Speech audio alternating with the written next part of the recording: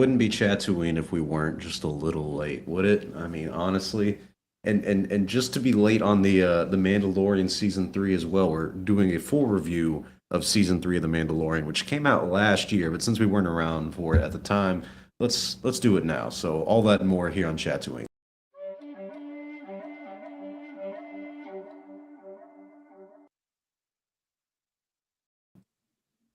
You know, they could have been better with the little the ending flute where they did little. I miss that. I do miss seeing The Mandalorian constantly. I was in a unique situation when this show came out last year, and so it was a different kind of viewing experience for me. But what I vividly remember about watching this third season is there wasn't really a lot of excitement for it going into it. And as the show kept coming out with new episodes every week, there was talk around it, but there wasn't like the buzz that we had with seasons 1 and 2 of Mandalorian. And it's kind of odd to me. So to start this out, before we get into kind of our overall thoughts of season 3 of The Mandalorian, how do you guys feel about the Book of Boba Fett before seeing Mandalorian season 3? Do you guys feel like having Din Djarin come back and him and Grogu reuniting really affected the interest in season 3 and the tone going into it? Um, yeah, that's the first thing when you started doing a little talk about it. That's the first thing that came to my mind. That the Book of Boba Fett was to Mando season 3 to what The Last Jedi was to Solo. That's it hurt it a lot. And to make matters worse is they used, which I still insist, those episodes with Mando were shot for season 3 of Mando. I still believe that. Unless someone comes out and says no, that's a lie. That is what I believe, and I will continue to believe that. Just like Peppa Means believes that there is 3 hours worth of the Rise of Skywalker footage out there. It's probably 3 extra hours. But you have that one. You want to see the dead baby in the lava? Yeah. So, and I think it hurt it because they took those, which hurt season 3 by it not being a part of it, and put it in a series that was not doing as well. That hurt it. You focus more so was only on the reuniting of Grogu hurt it overall. I don't think it hurt it overall. I knew that they weren't. If you believe at the end of season 2 that his relationship with Grogu was over and he was going to be a Jedi, I got some Swampland in Florida. You don't. It was obvious. You knew they were going to come back together one way or another. It was going to coming back, yeah. But I think they did it so soon. That's where I feel like that I can. Yeah, that I can say could have been timed better. But that's why I'm saying if we use that episode in Book of Boba Fett where Mando first came back and was talking to the armor and did that whole fight scene and that with those aliens and then got the little bit of armor from and was going to go visit him. If they just started with that of Mando season 3 and then they weren't reunited with Grogu in Book of Boba Fett and then they reunited with Grogu maybe episode 3 or so. Of Mandalorian season 3, that I think would have been a little bit better. You probably would have liked to see at the end of season 3. I don't think it needed to be that far back, but yeah, the timing did hurt as well. So definitely, I think the insertion of that stuff from Mando in Book of Boba Fett and the reuniting with Grogu in Book of Boba Fett did hurt. Yeah, I don't need to talk about the Book of Bob. I don't even call it Book of Boba Fett because that's disrespectful to Boba Fett. But there's no doubt that releasing those 2 episodes in that season hurt season 3. But more so what hurt season 3 was the abrupt bring back of Grogu into the story. That literally ruins the entire plot point of season 2. And there's no doubt in my mind, a lot of fans who pretty much everyone unanimously agreed for the first time in the Star Wars fandom ever that the ending of season 2 was more than perfect. It was great, right? We all loved it. As emotional as it was, Grogu going to Luke Skywalker is the best route for him to take. Din Djarin is in constant danger. He's been in it his entire life. So him carrying around this child makes virtually no sense, but we know why he had him in the first 2 seasons. What I would have liked is, okay, let's just say there needed to be a Book of Din Djarin and Book of Boba Fett. You can have episode 5 in there. I thought episode 5 was beautifully made. I mean, you can't really have it in season 3 because it's better than every episode in season 3 of Mando. So there's that problem. But the lead up to it, it's you had this break from Mando, and we were all looking forward to seeing him again. And what was the time frame between Book of Boba Fett and Mando? It was at least Was it a year? right? Yeah. Then I think they said, didn't Filoni or Favreau come out and said, No, said it I'm was a talking year? from release date. From Boba Fett's release date. to it was over a year, wasn't it? I think, maybe a little less in terms of like 10 or 11 months, but if I'm remembering correctly, Mando season 3 came out in, late last year, 2022, and then Book of Boba Fett came out in late 2021 into 2022. Yeah, so you have this. There was also COVID stuff that delayed it, though. Yeah, that's true. I can't remember the timeline of this, but it no doubt hurt. I pretty much think the vast majority of fans don't like the idea of Grogu coming back so soon. Lunga, I do disagree with you on the time frame. I don't even think he should have come back at the end of season 3. I think at the end of season 3, we should have had him going to Luke's academy to visit him, and you do see this older Grogu because there's a longer time jump in this season, and he's doing really good in his force powers, but he's safe. And right, and you get that conclusion, you get that closure between the characters from the story that ended in season 2, whereas season 3 is a new story. And one of my biggest problems, which we will get to later, but it does connect with the Boba Fett thing, is Grogu is virtually pointless this season. The only reason he's there is to save them with some stupid force powers. Other than that, he does virtually nothing. And so I think that's another big problem that we had with this is, despite them bringing him back, we got virtually nothing with Grogu. The only thing we got is we learned that Ahmed Best saved him. But at the end of the day, we already knew that a Jedi saved him from the Jedi Temple during Order 66. So that's not new information. We didn't learn anything new about that. Lunga got his doll. To the baby's face. And apparently... say it to the baby's face. I will take that thing and I'll punch say it to his face. God damn it. Say it with your chest and say it to his face if you're going to talk shit. You are a product of capitalism and the patriarchy. And that is exactly why he was in season 3. And that's exactly what he was there for. Yeah, is to do his job and sell more of these. That's what he was there for. That season 3 failed and that everyone hates it because that little fucker ruined everything. No, but now you're making false equivalencies. I'm sorry. When you brought it up, I just the PTSD. Season 3 did bad, but it wasn't because of him. You cannot blame him. You cannot put that evil. You cannot put that evil on him. The result of his character coming back hurt season 3 in the long run. That's my. But it wasn't his fault. He made the choice. It's John. No, he did not make the. Listen, he made the choice. It was up to Favreau and Filoni to decide when we heard it. Okay. All right, the writers made the choice for the little green goblin, okay? Look, there would have been a lot more emotional impact if he had just stayed away for a couple of years, Like, the fact that he even was brought back in, the season 2's ending was such a emotional goodbye, if I don't know when I'm ever going to see you so again. Beautifully directed, acted. Yeah, absolutely. And then they bring Grogu back in the middle of a sideshow, not even about Din and Grogu.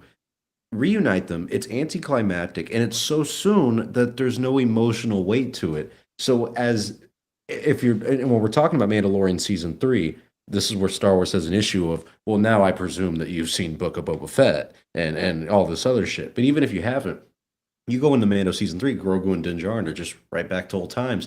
And I think a big problem that this season had is that there was no purpose to it in a lot of ways. You look at Mando season 1, it's, what is this baby? I'm a bounty hunter. I'm looking for this, what is it, like bounty? And, they're trying to deliver it to the client and everything. This is a big deal. And then it's like, what is this baby and what's going on here? Season 1, kind of in a nutshell. Season 2's purpose, and one of the reasons it was so good, is I need to find the Jedi because I got to get this baby back to the Jedi.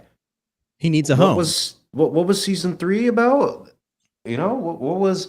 Moff Gideon looking like Zurg from Toy Story, but even that, the Darksaber. We had conclusion with Mando season 2 about Moff Gideon, and I'm fine with him coming back and all. But the way they set up season 2 to season 3 was, okay, the baby's good now. The baby's with Luke, but now Din has to deal with what's going to happen with the Mandalorians. The Darksaber, Moff Gideon, Bo-Katan. There was so much interest in that, and all that really felt like it was tossed to the wayside in season 3 because we start off with Grogu back, and it's like, oh, so now that he's back, he's part of the story again, and I really don't know what we're doing here, and that's why I feel looking back at season 3.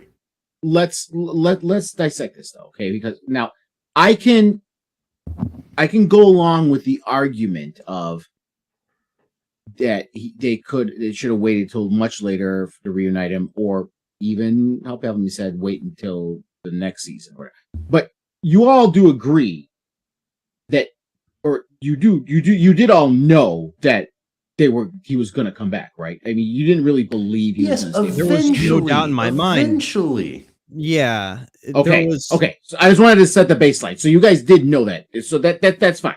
So long as you know that, we're just arguing of the when, right? That's all we're arguing. When should it happen? It's the when and why, right? When. There's no development between Grogu. The why gets linked to the when. The why matters because Din Djarin is still in constant danger, and Moff Gideon is back, and he still has to struggle with the Darksaber. Stop the constant danger stuff.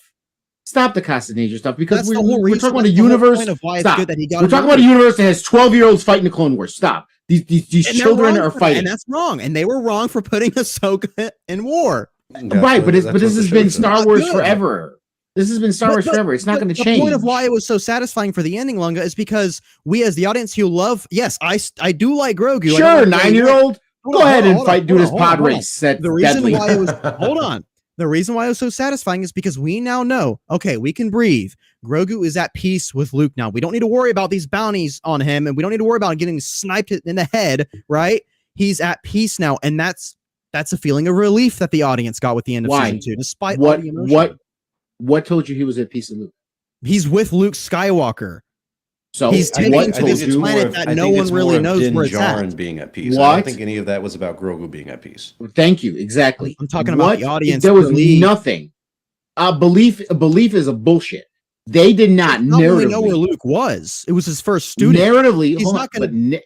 And we know that his damn nephew burnt down a temple. Safe.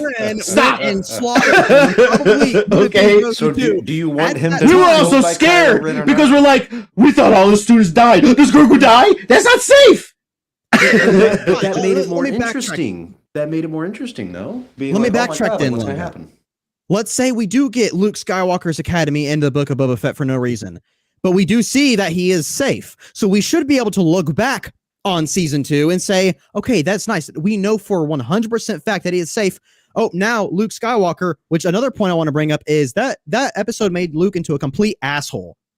Luke Skywalker does not take Grogu, this child, send him in an X-Wing alone. Give him an ultimatum. To a planet where a war is because he had attachments. What is Luke's entire arc? Consistency. The Star Wars universe has consistently put young people in danger. That is the one consistent Luke thing. Skywalker is if not anything, to do that. We can they are sticking with it. We can say Luke is horrible in The Last Jedi, but part of The Last Jedi wasn't the fact that Luke was mad at Rey because she had attachments, right? The whole point of Luke's arc is his attachments to his father Vader, and that's why in the end he rejected what Obi-Wan and Yoda wanted, and he saved his father. Let's be fair, okay? Putting him on an X-Wing with an autopilot is safer than putting him on a shuttle with people he doesn't. You know what's safer? It's a safe ride. Understanding that he might still have feelings with his father and him keeping him there, but understanding that it's okay. Hold on. I know. I'm sorry. Okay. No. I'm just saying the X. I know on a surface level, we're like, who the hell puts a baby on a ship? And yes, we understand that. Okay. However, we got to look at it in terms of the universe, and it was a safe thing. It wasn't. You know what I mean? I'm aware. It's just like how people. And Luke didn't. It's just like how people put 6-year-olds on planes to fly across the country to another parent. It's a nitpick. Yeah, but this is the argument I'll make. Okay, when it comes to the whole thing, especially when you're saying we thought we were going to see a new story for season 3. Let's concentrate on the Mandalorian thing, which you're right in essence, right? That obviously is supposed to be the core of the plot. Okay, for season 3. However, the story has been and consistently been the father-son relationship that developed between Mando and Grogu. That has been the core story and heart of the entire series. So not having him at all breaks that. Okay? And if that's what they're going for, is to show this connection between those two, they can't go an entire season without bringing him in. Okay? Now, the execution of it, yes, we can argue till Kingdom Come because they executed a whole thing poorly from beginning to end. But that's why I'm saying waiting till the very end just to see him wouldn't have worked. Because Well, that's what made this show popular for general audiences was he's a papa, he's dad. That's what made it popular for general audiences. right. But it That's would have where I been so much personally more interesting if they had gone a different route, I think, though, because now we've gone 2 seasons with these two. Now imagine a third season without them together. Imagine Din actually having to deal with the Mandalorian stuff. A lot of And you know what general options audiences would have did? You know what Well, general they checked audiences out, would have did? but they checked out either way. That's what they would have checked did. out. Yeah, no, but Okay, but they weren't really there for season 3 anyway. Because of the execution. Because of the execution. But that's what I'm saying. That means, in my opinion, I don't even think it was the execution. I think it was just poor planning in general. But yes, the execution's a big deal. Bringing him back in Book of Boba, that wasn't really that good. But no matter what, I've seen consistently from people who do like The Mandalorian say about Disney Star Wars in general, after Mando season 3, I was done. And I can see that from watching the series. Now, I will say, I think we should, in a minute, go around and give our overall opinion about season 3 from, a long time ago now. But I've watched it a couple times, and I don't think it's as bad as everyone makes it out to be. But I can absolutely understand the feeling of, what's the point of going forward with this? And that's where I feel like bringing Grogu back was such a mistake, because I do think that emotional attachment we had to him, the delayed gratification of he's not coming back for maybe a season or 2. That's what we all thought when this originally happened with season 2. The fact that he's back and this season really didn't develop their relationship all that much or the characters all that much. It really developed the world and what was going on around it. It felt meh. At the end of the day, it felt really meh. We could argue how well they did it, but the development of Grogu and their relationship was the solidifying of the father-son relationship, because they literally officially kind of became that. Okay, that's true. That's true. It also showed, because he chose the path, right? It was to be a Jedi or to be a Mandalorian, right? He chose the path of Mandalorian, and what they were doing with him, because that's with his path, which ties into the whole Mandalore thing, is him training to become a Mandalorian, and how challenging it was for him to do it. That's, again, to say he did nothing is kind of erroneous. He did. You may not like it, and it may not have been enough, or may not have been fit well with everything else you're doing, but they did do something with him, and it did play to the story that path he chose, which was Mandalorian. So it was there.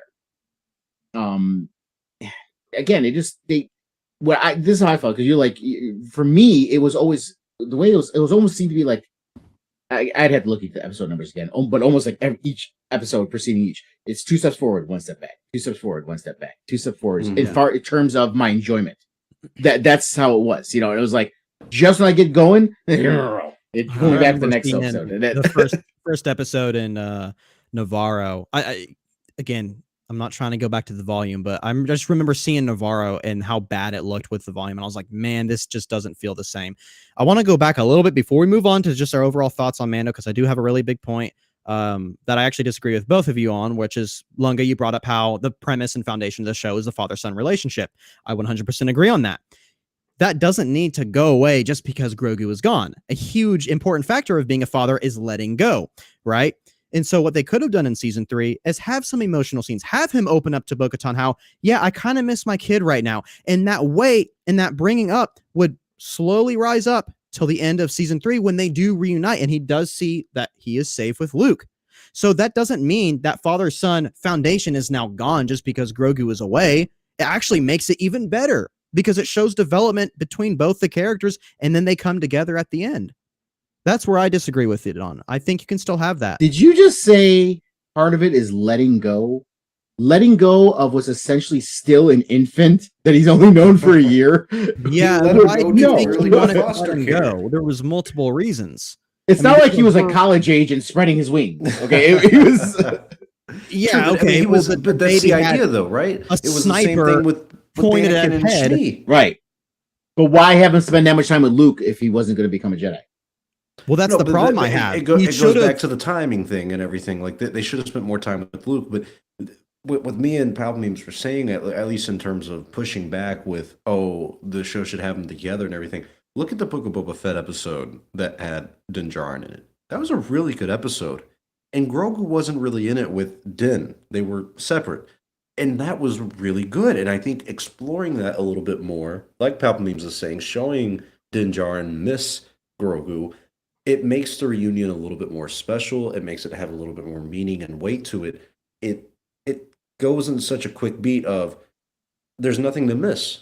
You don't miss these two characters being together at all. You don't miss it. And well, we saw sometimes it it's nice to miss just things. in the wrong series. We saw it in Book of Boba We Fett. saw That's it the for one problem. episode. No, we saw it for one I episode. disagree with No, that. it was should it was have been kind of two. It should have.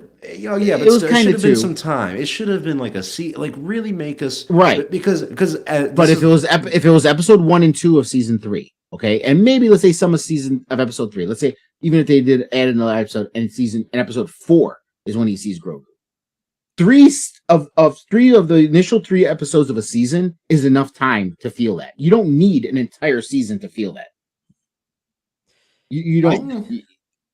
I still I would like to disagree see with the season, but yeah, go ahead. No, I was just gonna say I still disagree with that. Now, let me have you clarify longer. Are you saying reunite with him? Or are you saying Grogu comes back in the way he did in Book of Boba Fett? But just say like I'm just talking about reuniting. Okay, The shit. okay, There's so- I mean, we could come up with a million ways Yeah. of how he came back. I was under the impression you were talking about him actually going back, leaving Luke Skywalker, going back to Din Djarin. With that case, because I have seen some people. Well, yeah, say I'm that. still talking about that. I'm just talking about Leaving you said Luke how. for I'm talking good. about this. Yeah. Yeah. See, Yeah. that's where I disagree because Okay, then why are you telling me you knew he was going back with Din? Because if he's going to go back with Din, if you knew that, you knew he had to leave Luke for after good. he trained for a good amount of time and actually matured, He some. did, but he did. It was a year. It took him a whole year to learn how to jump. It took him a whole year for Luke Skywalker to tell him about Yoda. Yeah, because he's always trying to eat frogs. We don't That feel makes that year no though. sense. Even if it was Okay. a year, it Does doesn't not feel work. like a year. It feels like a week. It feels like he left one Because day and we then came didn't back the see next. any of it. Yeah, and that sucks. If you showed us the first 3 episodes that were split between what Din was doing and show Grogu with Yoda, and you had like 10 minutes in episode 1, 10 minutes in episode 2, 10 minutes in episode 3 of him training with Luke, and then finally deciding, you know what, this is not what I want. Those 30 minutes through 3 episodes would have summed up the end of the year of being with Luke. You can write it and it would work. You guys are saying, no, it can't work. No matter what, him coming back, stupid. I No. never said No, that. Right, well- it's not him coming back as stupid. It's when. It's Right. the feeling When of and no why? time The has why he came back passed. was dumb as hell. Well, I don't Okay, even but care the about why, so much. why is important. That's why is the important. The why that we have right now, let's say episode 5 and 6 took place on episodes, 2 and 3 of Mando. The why and the foundation of why that's happening is still really, really bad. And it's not consistent Him with wanting the to be a character at all. Mandalorian and be with his father is bad. That's not bad. That's why going with the he made story that choice. of the heart of Why he this. was even told in the first place by Luke, you have to make a choice. That's not good. No, I will Okay, say I so didn't you're mind arguing the you're Jedi arguing the aspect fact of that it. Luke. Hold on, this is not Grogu's choices that you're having a problem. You're having a problem of Luke giving you an ultimatum. That's the problem. That's been my biggest problem. Okay. And the win. Okay, but that has okay. Let's attack one angle at a time. Okay, because we keep flip flopping, and then we all get confused. Let's stick with the why. Okay, the why. I'm looking at the why. When I heard why, I'm thinking why is because Grogu wants to be with his dad.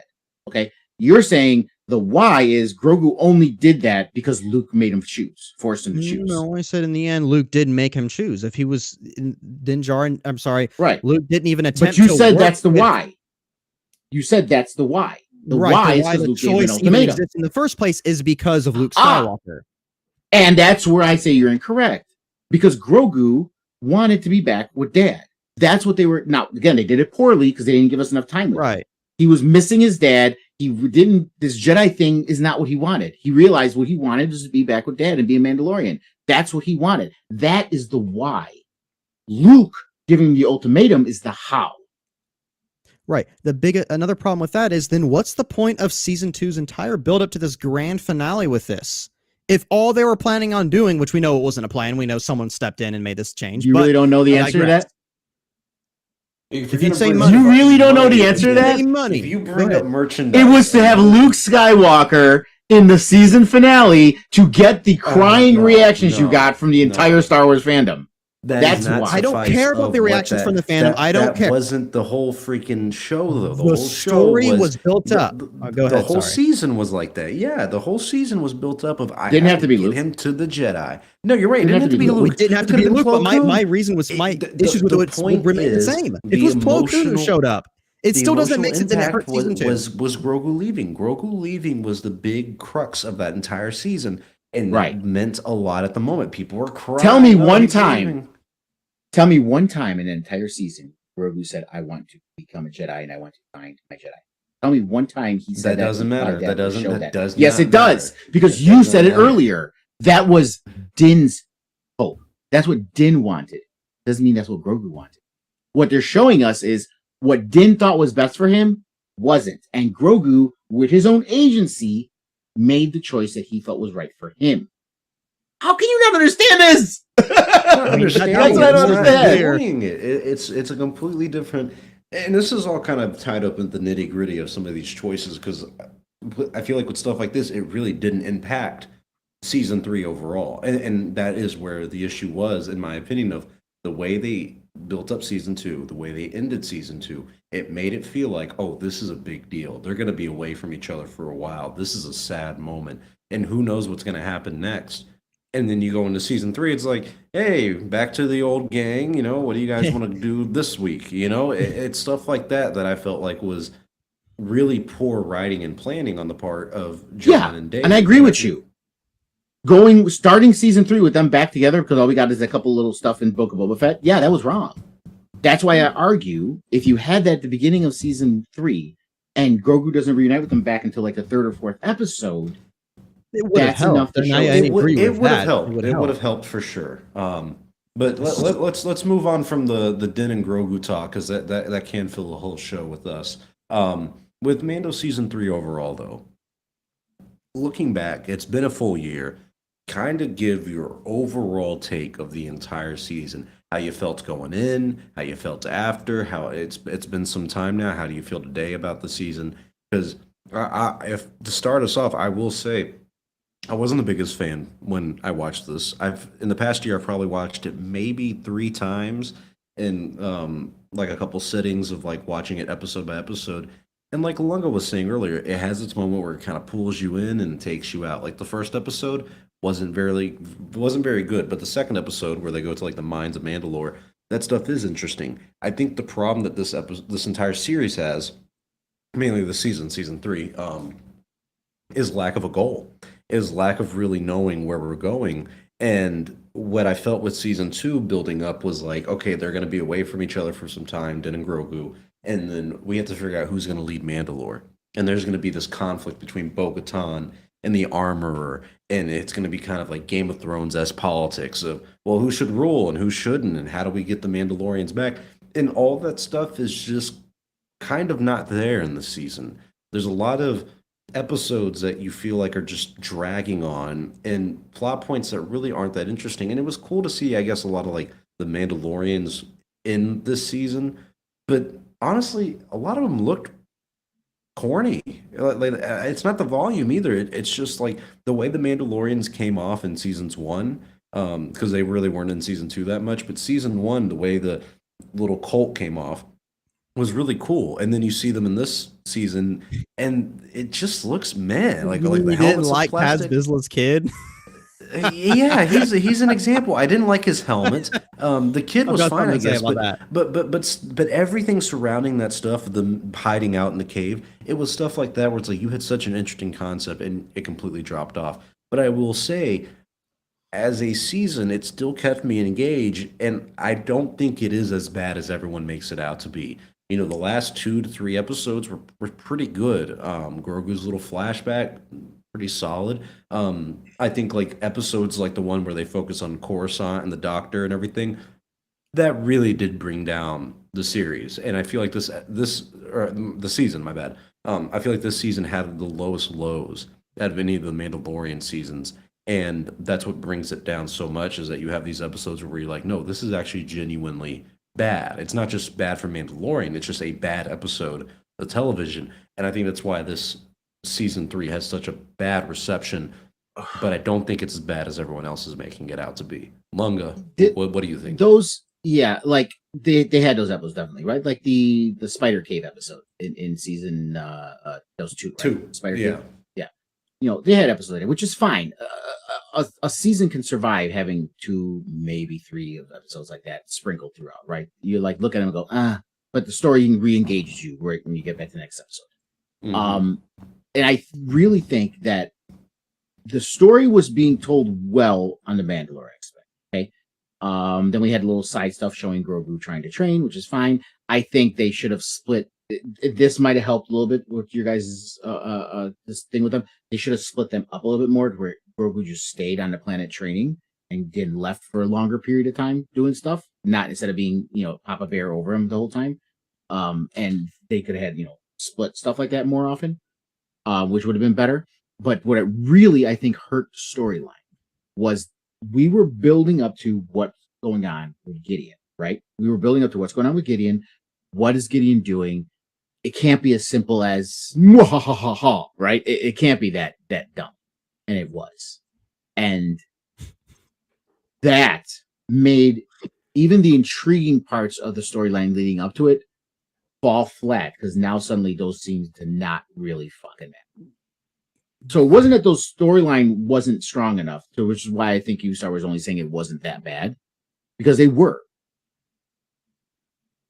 And this maybe plays into where you're saying what was the point? Because at the end, other than reclaiming Mandalore, what was the point when the villain who you really presented to us as a really cool villain, who gave us an incredibly good actor to play him, and the only explanation is the writing, completely became a different character in the 3rd season. So it's not the acting. Well, didn't you hear? It's actually Okay. a clone Gideon. Didn't you hear that, Yeah. Lunga? Oh yeah, it's not really him. The actual Gideon is somewhere else. The clone one is just he has clone sickness, so he's just became Dirk Dastardly because of clone sickness.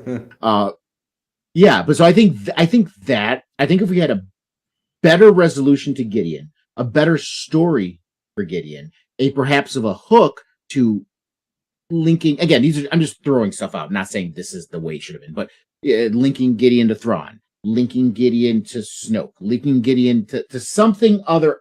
You know what I mean? To where he was part of something bigger other than just being this little warlord compartmentalized in this little corner of the galaxy who just wanted to control this little area.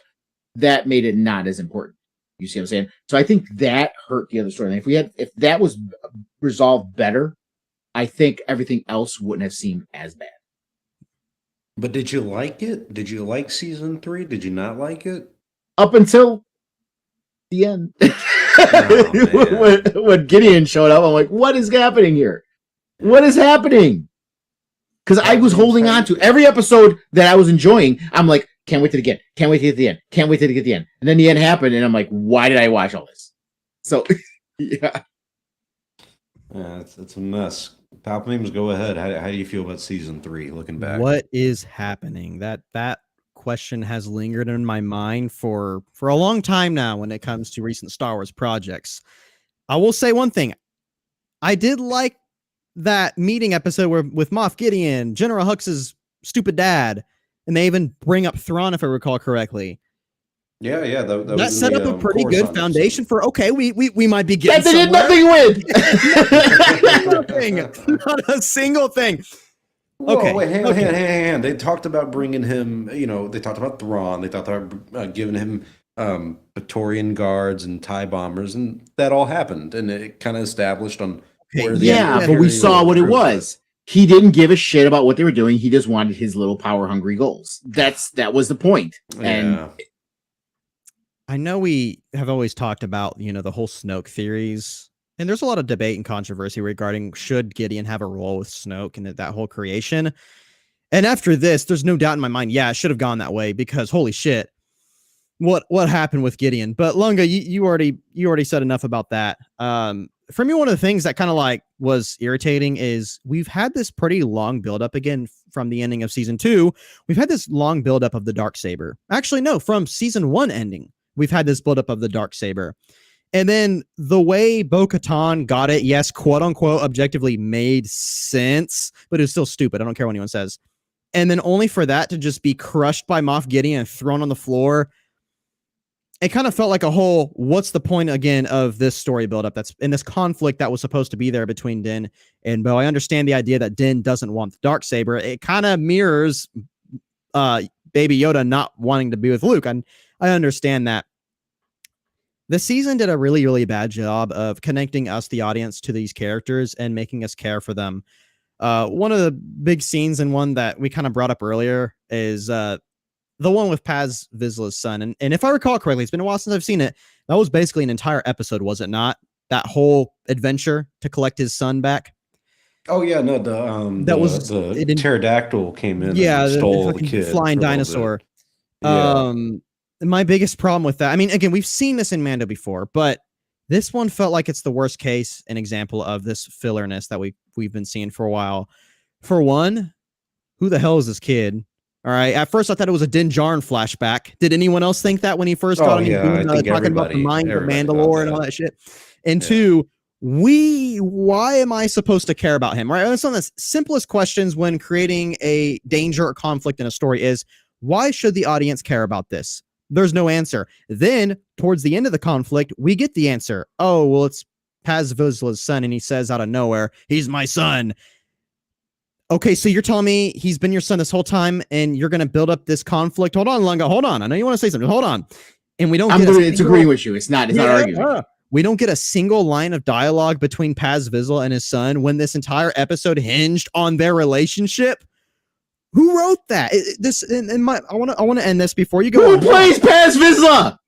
Oh, we like Jon Favreau. I don't give a shit. Right? No, I'm just saying that's why it was important because it was the death of Paz Vizsla relied on us loving Jon Favreau as a writer. Right?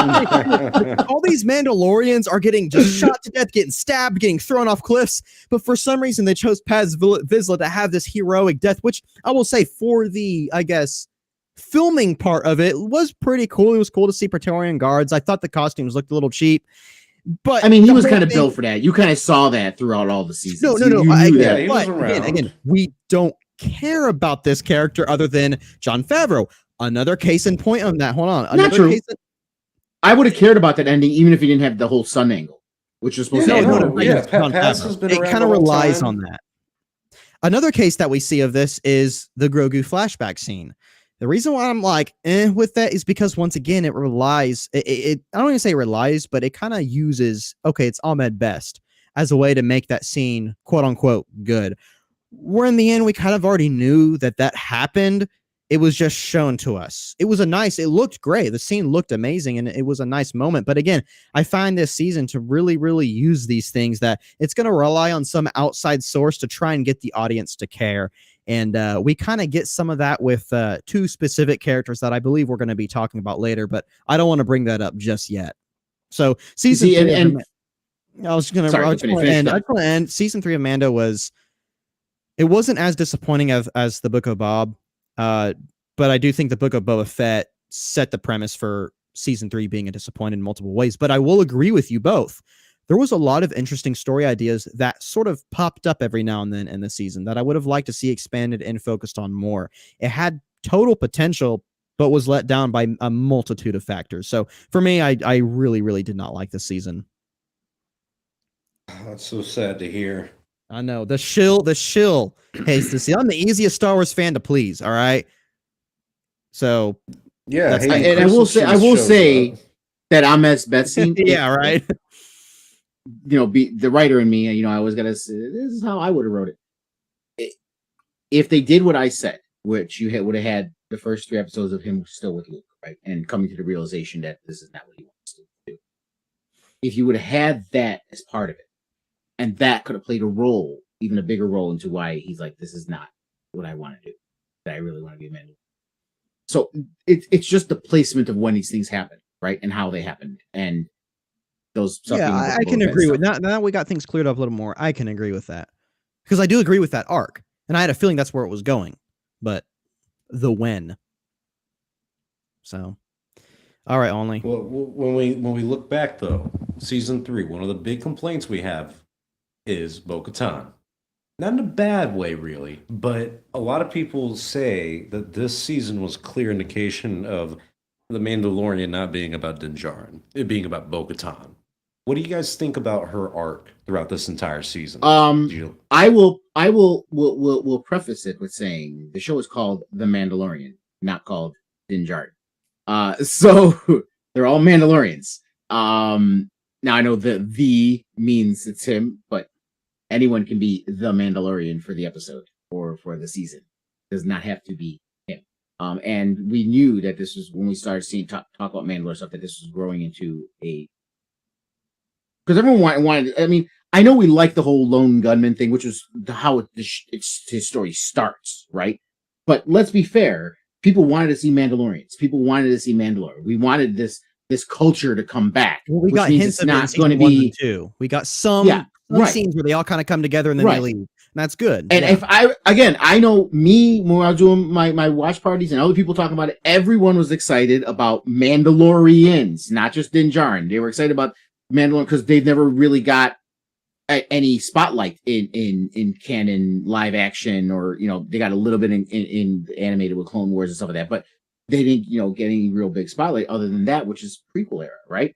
So they wanted to see the return of this force, that the only power other than the Sith that could beat the Jedi, right? Because that's what the Mandalorians are touted as, right? So for people to be upset by that is weird to me. And I'll be honest with you, you know why? It wasn't because it wasn't focused on Din Djarin. It's because who it was focused. It's because it was focused on Bo-Katan. And what is she other than a night owl? are you gonna say a woman? I was gonna say Death Watch, but sure. Oh my bad. I'll take what is a woman for 500. I kind of get that, but I feel like the thing with the Mandalorians that you were bringing up is, especially I go back to season 1, they were in hiding, and the way they betrayed the Mandalorians is in a very grande-esque way of like, these guys are bad motherfuckers. They're the best in the galaxy, like you were just saying. Some of the people who could only fight and defeat the Jedi. We had nothing but Mandalorians in this season, and they were horrible. They got their ass kicked. All right, they were uninteresting. They weren't engaging. The interest of like the debate between them and the conflict was completely gone. When I saw season 2, I really thought that what would happen in season 3 is you have like a chamber full of Mandalorians, all from different tribes and different cultures of Mandalore, and they're all arguing of, oh, Din Djarin should lead us. He has the Darksaber. And another guy like, no, it should be Bo-Katan. I served a father. And all this. Like, some Game of Thrones political maneuvering of who is going to rule this planet. What's the best goal for us? And Bo-Katan being like, how could you ever listen to the Armorer? She's part of Death Watch. I used to be a part of that. They're horrible. And in this season, none of that's there. They're all just, oh, yeah, we all listen to the Armorer. Who gives a fuck? You can have your helmet on or not. We kind of care, but we don't really care, and you can do it because the Armorer said. Well, hold on. You're kind of glossing over the fact that they said we could put all those differences aside under a true leader. Like yes, and that's a big point of that. But it wasn't. No, it was leading up to the whole time. All the conversation between Armorer and Bo-Katan was leading up to that. That was all leading up to that. No, yes, it was getting other Mandalorians. Help me here. Bo-Katan, he's right. Only one goes right. No, I'm sorry. She specifically talks to her about finding the mythosaur and all that stuff. Like, you would think that these two would be at odds with each other because of how differing they are, and the way Bo-Katan talked about the Death Watch, and then she just joins them like free willy nilly. No, she wasn't trusting Bo-Katan. But then when she started talking to her and thinking about she saw a mythosaur and all this other stuff, it started because if anything that what Death Watch is and what the Armor is very, very superstitious, right? Very much on their myth and their lore. No, I'm not talking about the Armor distrusting Bo-Katan, though. I'm talking about Bo-Katan distrusting the Armor. That's how it should have been, because that's how they set it up. Sure, but when she became leader in the animated series, she understood that it was the leader of all of Mandalore, of all the different varying factions and all the different philosophies. that it required. That's why she left Death Watch, because it was a dogmatic philosophy, right? And she knew that it wasn't going to work. What other extenuating circumstances? Barely do like sister. But it was important stuff as far as her saying that it was that all of Mandalore, right? A leader has to represent all of Mandalore and lead all of Mandalore, no matter who they are. That the infighting is their biggest enemy. That again, I feel that's an important growth aspect, because one of the things that hindered her before was being a part of this infighting. Yeah, no, and I guess this requires not being a casual and knowing her history, in the animated. Yeah, no, you got to watch Clone Wars, you got to watch Rebels, you got to make sure you read the book on her that's not canon but might be canon. You never really fucking know. No, but still, I feel like the interest of the Mandalorians completely faded away in this season because of the way they executed it, because of the way the characters were done. It just felt meh. It was like, oh, these are supposed to be the best in the fucking galaxy. Yeah, like them getting their ass whipped by stormtroopers, which is pretty much what they were. It was come on. I mean that was just not good. But I want to say generate conflict, but that was you can do that in a way where it was the worst way to do it. Yeah, I mean, wouldn't it been better if like Moff Gideon comes with his force of troopers and these Mandalorians are like, yeah, these guys are nothing, and they just annihilate them, right? Wouldn't that be cool? Yeah. Sure, you still have some death, but it still shows that hey, these guys are best of the best, right? Best fighters in the galaxy. You just don't get that at all, and that was getting super their ass kicked by like two monsters in the beginning of the season. Like there was the one from the pterodactyl comes in, and they're like, "We don't know what to do. Yeah, we don't know what to do. Kill it!" Well, not when it's in the air, but no, yeah. And I want to bring up what's his name? Is it Axel Wolves or Woves? X-Woves. X-Woves. He wasn't a big deal in the first couple seasons, but he became a kind of a center point in this one. And what baffled me, aside from that episode being about Jack Black and Lizzo, was seeing like the mercenary fleet that he had. Because when they talked about, oh, we got to reunite the Mandalorians and everything, there's not that many of us anymore. And then Bo-Katan and Din Djarin go to the ship, and there's like a couple hundred, maybe even 1,000 Mandalorians there. Like, there's a fuckload of Mandalorians. Where did they come from?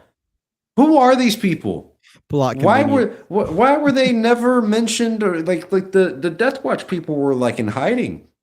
Bo had Axe and Sasha Cohen Farrell, is that her name? No, Sasha Banks. I'm sorry. There's two people. She had two people with her, and then out of nowhere, Axe gets a village times 10.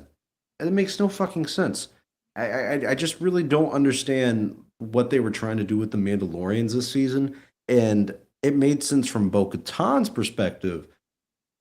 But when you try to add some lore and mythicism to these people, it was interesting with like the Mythosaur and Bo-Katan seeing the Mythosaur. And then they went nowhere with that at all. They didn't even touch on it later on. Just, oh, you saw it? Oh, cool. When you walk the path, one sees many things. It's like, no, bitch, I saw the Mythosaur. That was the whole reason. It was just supposed to be that you see. It wasn't supposed to be a full realization, her riding the fucking Mythosaur. It was just, oh, God, I know that's the myth, right? But it was just supposed to be just this glimpse, right? The mystery of it, the myth of it, right? It's like a metaphor almost, yeah. The legend of it, right? That's what it's supposed to be. It wasn't supposed to be more than that, and I was okay with that.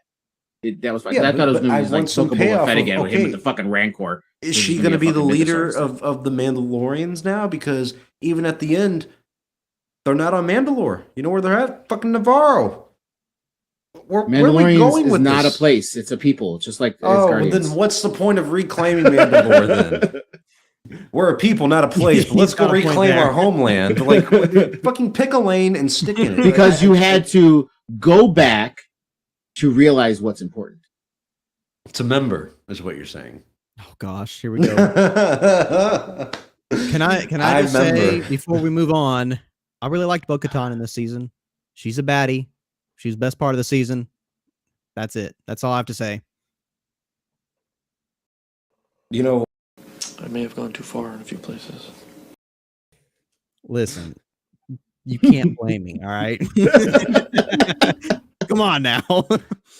I don't find it. No, I love Bo-Katan. She's Yeah, good. She's no, I good. did. I did. Yeah.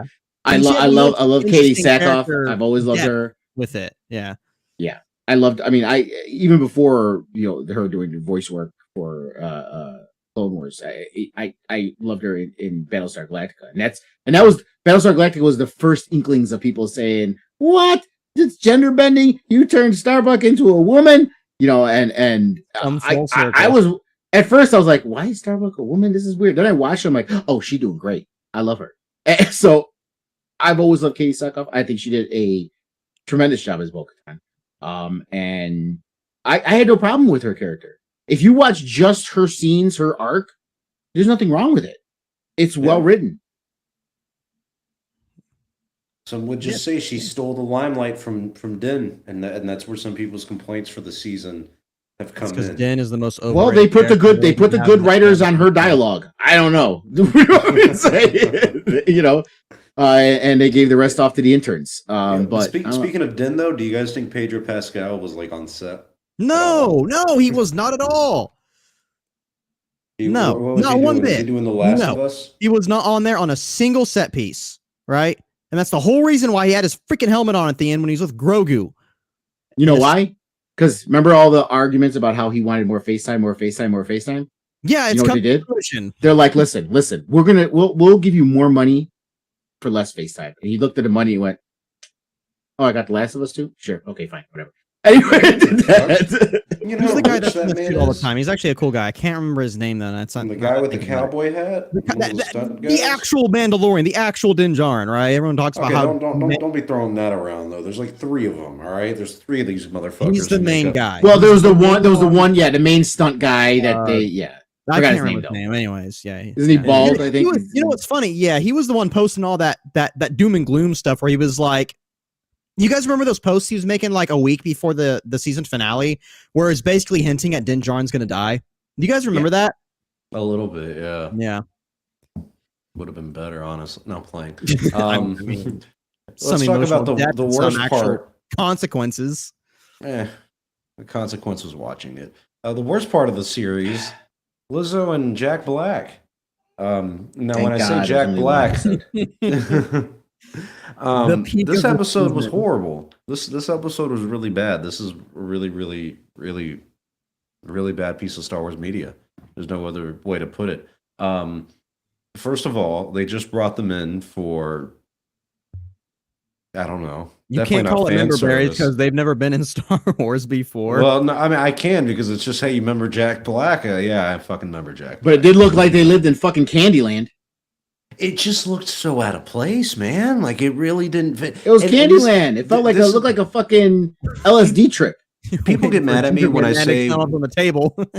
People get mad at me when I say you shouldn't bring in celebrities into Star Wars. Like, oh well, Alex Guinness was a celebrity. Samuel Jackson. Yeah. And I'm like, yeah, shut the fuck up. Bill Burr, right? Bill Burr. But Bill Burr, surprisingly, was fucking spectacular. I was skeptical on the why Bill they're Burr is there a comedian, and the difference is though you don't when you're watching Mayfield. I think that's his name for Bill Burr's character. When he shows up, it's not like a hey guys, stop the show, stop the camera, take a look at me. Hi, I'm Jon Favreau. I just want you to know that that's Bill Burr right there. That's what they do with Jack Black and Lizzo here, where it's like, oh, hey, guys, I know we're watching Star Wars. Yeah, do you know Jack Black? Do you know Lizzo? Yeah, she twerked with a fucking flute in her mouth. At least Daniel Craig just wanted to be a stormtrooper, right? You didn't know he was there. Ed Sheeran too. Yeah, I mean, come on. But this was such a side thing. And what's the guy's name who played Doc? Is it Christopher Lloyd? He was in this Chris as well. Lloyd. Yeah. He was supposed to be a good. His part was horrible as well. Like the whole thing was. That's the problem when I've watched this episode. I think twice now. Is that all of that is literally pointless because the entire goal of the episode is to go to this planet to meet up with the Axe Wolves and get the fleet back together. And they show it to the planet. They have to go on this little side thing about these people who are living too good of lives and among droids, and the droids do everything, and so no one has to work anymore. Who the fuck approved of all of this? I will tell you what I saw too, and why this happened. Like this is why I love bringing up Bill Burr, okay? Because the character of Mayfield had an arc. Mm-hmm. It had an arc, and it was a impactful arc. And it was an emotional arc. right? And it played to the emotional undertones of that entire season. Okay. So with that, they're like, who are we going to get to play this character? That was important. And they picked Bill Burr, which at first I'm like, is this going to go well? This is Bill fucking Burr, Just be Bill Burr. But he knocked it out the park, right? Jack Black and Lizzo, these were two inconsequential characters that had no arc, no real purpose. It could have been any person on any planet, anywhere. Okay, it didn't matter who they were, what they were. So who played them didn't fucking matter. So they just put in faces, right? Well, let's get them to do it because, hey, it's publicity, right? Hey, look who we have here for these roles that aren't important, and that's when it becomes a mistake when you start cameoing people for these small roles that don't even fucking matter and are only there just for the face, and it makes their inconsequential characters even more inconsequential. And that's what made it bad. And of course, we got the litany of, oh, people just hate this because they hate black women. Or they don't like Lizzo because she's. It's like, listen, I don't like fucking Jack Black either, and I love Jack Black. I think he's one of the greatest comedic actors out there. I love movies he's in. I think he's fucking spectacular. He was not needed in this fucking show at all, No. one way, form another. Him or Lizzo. Their I didn't like either of them. characters, Fucking you don't even know their names. Could either of you tell me both of those characters' names? No, I don't even remember. And No. the wrestler, Sasha Banks? Sasha Banks, she's Mercedes Moné now, right? Her character as the Mandalorian, even though she has like no acting ability because she's a wrestler, that was better than the shit with Jack Black and Lizzo. Yeah, she was kind of cringy at the end of season 2 when they're like trying to start a bar fight, but no, That it was a still lack of acting better. part. No, Yeah. right. It was, Yeah. but for me, I want to bring up a point because you guys are obviously all right. I don't want to argue with you all about this because I hate it. This is so stupid. And honestly, I forget the third cameo was in there, that being Christopher Lloyd. I genuinely forget about that. And it's so funny because I remember us doing a show about this. I think, what was it called? Back to the Future, something about the Mandalorian, where we had heard there was rumors going around on the internet that Christopher Lloyd was in this, and we were having so much speculation on it and so many theories on what he could be and what this character could be and how cool this could turn out. And then it was stupid. But the point I want to bring up is I really genuinely feel like the writers, whoever was really involved in the production on this, realized how boring and bland of an episode this one was going to be. So they, in their own minds, thought, okay, let's throw in some celebrities in here to try and spice it up. And it clearly didn't work at all. It made it just way worse. But that to me is, I think that's the approach that the producers and writers went when it came to casting these characters. It was pointless. It's such a problem when something in Star Wars takes me out of Star Wars, right? And so that's why I think someone like Samuel L. Jackson or even Bill Burr works, because their characters fit within the story, and they're not there because they're Bill Burr or Sam Jackson. They're there because they have this interesting character to play, right? And so that's the problem with this, is all you see is Jack Black and Lizzo. All you see is that, and it takes you out of a pretty boring episode for what it was. And another huge problem with that is at the end, there's the issue with the whole Darksaber being handed over to Bo-Katan. So the whole episode just felt like, man, it's like that was the cherry on top for me, is that Darksaber plot arc being It almost that way. felt the same way as Horatio Sands, because I hated Horatio Sands as the bluegill. I hated that fucking character. It was Star Wars only. I think you said you liked him. I thought it was garbage. Yeah, that'd be fine. They did the whole Family Guy joke with the fucking railing with him too. It's fucking stupid. Remember that? Anyway, I remember. But again, see, like, but that was like the one-off, right, with him for me. And then you had like the Twi'leks. I forgot the names, but the brother and sister, or their brother and sister, right? The Twi'leks, weren't they? Yeah. That were part of that Bill Burr's crew. Those characters, so great. So great. The acting of them was spectacular. Their small roles were great. And their lines were great, right? So They were memorable. this is why, yeah. So I don't know how this happened. It almost seems like I said, they wanted, like, those people were actors that earned the roles for whatever reason. Even Bill Burr earned the role. Okay. Jack Black and Lizzo, it felt like, we need Jack Black and Lizzo. We're going to put them in here. Where should we put them? There's a scene on this planet with these. Yeah, there you go. And just throw them out there. So there was no thought behind it. There was no, like, at least play to their strengths, right? You make a character that plays to their strengths. But they didn't. So I don't know if that was just laziness Or I think so. Like the writing really dropped off. I mean, do you guys remember that there is a scene with Axe Wolves and like them being hired, and there were two characters who were like in love, like the Mon Oh yeah, the illegal Calamari marriage and or something. yeah, like that was supposed to be a little thing. That's not memorable though. Cross Not like species or whatever they not said. like it the was, characters yeah. Lunga was saying about, like the ones from Bill Burr and that heist and everything. Stuff like that was very interesting and very memorable at the time. yeah, but even these Tim Meadows, this short role, I like Tim Meadows' role. I think Amy Sedaris was hilarious. I liked her Amy character. fits the role because they need a comedic relief character, Right. And I know she can get annoying sometimes, but her character fits for that role, or her Absolutely. as an actress fits for that role. I also want to bring up, guys, Yeah. this whole episode was kind of like this because what about all the droids? What about all the B2 and B1 battle droids? You guys remember those? Yeah. I That remember, Star Wars yeah, only I is a remember. case that I will Remember? give you as a member berry. That I I will love to say is remember. one, and you forgot Yeah. about it, which is Oh, I hilarious. didn't forget it. I remembered. I swear I remembered. Now I you remember remember. remembering. So this whole episode was that only for the ending to be Din Djarin hands off the Darksaber to Bo-Katan because, well, the weird lizard creature thing technically won it for him, even though it just took Well, it and threw it. The Darksaber, Ridiculous. though, that is an interesting topic as well, because I watched the Disney Gallery of Mando Season 3. And what they talk about the Darksaber is that Din Djarin can't use it because he's not really worthy, you know? But Bo-Katan can because she is worthy.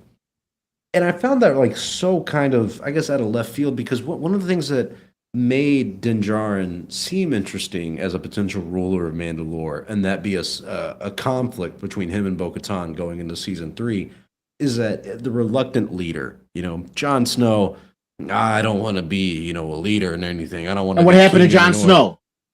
He got killed by his watchmen, and then killed. And then at the end, Danny. he still isn't leader. Okay, he doesn't become king. He doesn't take the So throne. are you going on record saying that that's a good ending for Season 8 of Game of Thrones? No. Before so I'm saying, having read the books and knowing George R. R. Martin, that Jon Snow is not going to become. Remember, there's stuff that's in there. Some of it was based off his outline, and I guarantee you, unless he decides to change it because the season was so bad, Bran was supposed to become king, and First that's of all, now. First of all, that book is never coming out. All right, that's never happening. It's been 12 years. The man is up there. He drinks a Coke a day. You really believed he was going to become leader of Mandalore, or at least going to vie for it? Did you really believe that? Yes, he had the Darksaber. He's the main character. I'm sorry, that made. Dad, I got your voucher. Ouch! No. Oh, I'm sorry, John, for allowing you to set something up and be like, oh, that's an interesting. Oh, never mind. Go fuck myself. Like, No, this is one where I'll agree with it. It did make sense for Din to just not want it. But it's how, again, it's Grogu Luke again. It's how he gave that away. yes, I know he doesn't want it, but that's what makes yet again. It goes back to the whole like, hey, you know, it's funny you say that. Yeah, I get what you mean. It goes back to like, well, well, then why does he have it in the first place? I get that. But you and me, Pablo, we're like, oh, to see, to maybe play with it a little more is cool. Sure. No, Star Wars only wanted it to be this contentious thing. That's the thing. And it's like, no. Star Wars only wanted Din Djarin to rule a fucking. I Yes. wanted. He to be wanted to see them contentious fight. because it would have been interesting. And instead of He wanted to see them fight, him beat Bo-Katan, and then throw it down and say, I don't want it anyway. That's what he wanted. Hey guys, how about this? Since the Darksaber is pointless anyways, because freaking Zerd broke it with his fist.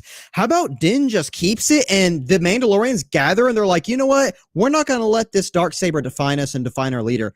You have it. Din can wield it now because Din's badass with it. It looks cool. It fits his costume, Why not just do that? All right. Because if you're going to break it in the end anyways, why not just, making it pointless, the whole meaning and metaphor of the Darksaber, making it pointless at the end. Why not just have Din keep it and hold on to it? Was that Filoni actually retconning his own shit? That he realized I made this thing way too important, and he decided. I am weary on how much input and writing input Filoni had on the season, considering he was busy with Ahsoka. On things he created. like the Darksaber. I think he had input was on the Darksaber. he was definitely. I mean, he wasn't. He I didn't didn't like watch the behind the specific- scenes, but Well, yeah. he's very active in the behind the scenes thing. Okay, definitely. well, never mind then. I take that He's an back. executive producer, but like he didn't like. I don't. He didn't direct any of the season 3 episodes, and I don't think he like has a writing credit for any of them, even though he was a writer on the. He may have been the series. ones to choose Lizzo and Jack Black. I don't know. And yeah, I think that actually is a Jon Favreau thing. So Yeah, that's his unfortunately. Hollywood. That's his Hollywood friends, definitely. Yeah, but I don't even know where I was going with that. Truth be told, 'cause we were talking about Darksaber, Bo-Katan. Din You were talking about Yeah. input that Filoni had into it. Oh yeah, no, I think he had plenty of input over the entire season, and I don't think the Ahsoka show really. It did take some time away from him because while they were doing Mando season 3, he was doing pre-production for Ahsoka, but a lot of this stuff was, I assume, some of the same sets because of the stagecraft technology and everything like that. So I don't think it really. Look, I would be surprised if the show got worse because Dave stepped away from it. If that makes sense. Yeah, I don't think that's that. Yeah, no, I don't think. All right, But so I'm just left- saying, I'm just saying they consult with each other, right? And things that are Mhm. in the series that were Filoni's creations or tied to things Filoni's done. I'm pretty sure Dave or the directors or writers asked his input for it. You know what Yeah. I'm saying? Yeah. And I could again, this is pure speculation, but I could see a discussion and somehow Filoni thinking maybe I made gone too far into this. Maybe I made this Darksaber a little too important, right? That everything hinges on this thing. Maybe I should just get rid of it. You know, It's and gonna be great. I think The better way to get rid of it is to bring down its importance, but keep it to Din Djarin, right? That in my opinion. I also think there's a good chance a lot of stuff was changed in the editing room. Just based on Oh, comments yeah. that Mando himself put up on his Instagram. I feel like there was a lot of and not even just him. There was Lucasfilm employees I remember posting stuff on Twitter talking about stuff and how sad and emotional this ending is and stuff. I remember that. And do it was you like, think where? do you think the Gideon scenes were reshot? Because They looked even it the props because for the because props looked off. Like Din Djarin's helmet at the end when Gideon captures him looks not like a set prop. Like the visor is like way bigger than it's supposed to be. because all of something was Giancarlo's off. comments leading up, because he was like the one that was like talking a lot. Remember Before it was all coming out, yeah. And the way he was talking, it didn't sound like the stuff he was talking is where it ended up. With his character. No, a lot of it didn't, you know, and again, if you just look at the props and the set, there's a huge difference. Like when Din Djarin gets captured, just look at his helmet. Yeah, I think that's a good segue too into Moff Gideon and his role into this season. And this will be the last topic we talk about until we move on to like season 4. He was interesting for a little bit, I think, but then what killed it was him being like, "Oh, my army of clones missing the only thing I needed, the Force," and stuff like where it was like, you know, the mystery around what that was in season 1 and is this Snoke, is this Grogu, what are they trying to make here? And this to be the resolution, it's maybe just the execution of it. Maybe if like they had an army of Moff Gideon clones march out in one scene, that would have been really impactful. Like, holy shit, like this is what he's been building. But you see them in these like little tubes, and then Din pulls like the right switch for whatever Just reason, blow up. and then I mean, they everything did. blows to shit. It was so bad, but they did tie it to the sequel, right? They did just a little tidbit, okay? Because and again, this is not in the movies, right? This is all in the ancillary material, okay? Being Rise of Skywalker fan, I'm sure you don't know what I'm talking about, Palpatine. Whatever. They tied this into the whole Palpatine trying to make a clone for himself, and then the way he cloned his son, and trying to make a Force sensitive clone, which failed, and that's why his son was about. And then it's when he decided to just make a body for himself to transfer into, and that's what Gideon was doing, was trying to make clones of himself that could use the Force, right? That's what he was going for.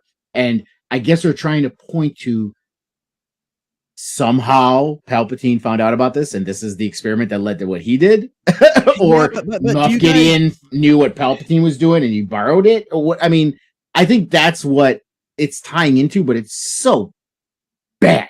It's so bad. You guys remember the Snoke clones in season 2. That shit looked nothing like Moff Gideon. Like, come on, Not at all. what is going on? You can technically still tie in to be like they're doing multiple variants of these experiences, and one of the variants is Moff Gideon doing this for himself. But no, I'm not buying it. That's why I think. And let's tie this back right to the beginning. Werner Herzog's character, right, the client. He was talking about it, like, this was so important to the Empire, but Moff Gideon wasn't doing anything for the Empire; he was doing it for himself. So I really think. Again, I'm not saying this was a good way to do it because it's still bad. I think that somehow they're trying to make it seem that this wasn't Palpatine's plan from go, and with what this was going on, they found out about it, and Palpatine decided through his agents to let's use that. I don't know what they were trying to do, but it sucked. You know what I mean? Because it's Yeah, obviously I mean- this obviously started. I mean, it didn't just start then, right? It obviously started way back before Palpatine died. You get what I'm saying? So yeah, but it would have been nice to have some light shed on that of what this is amounting to. Because if like you're saying, this is just Moff Gideon being selfish, it's like, well, then this doesn't really further the Empire. This really only furthers you. Which, okay, but he does the whole "long live the Empire" and all. Like, it felt more cohesive with his character. I think if he would have been like, yeah, we're doing this because the Emperor. he just saw instructed me with himself bear. as the next emperor. He just saw himself as the next that emperor. could have been you know? interesting as well, but they just really, with his character, I think the biggest thing with him is quote unquote killing him off at the end of him blowing up and everything like that. It was so because bad. Kill him off. He deserved a guy. He was yeah, no. but that's the thing is it's like it's not enough justice to his character or Giancarlo Esposito. Oh, like, it is a really the complete injustice to Giancarlo Esposito.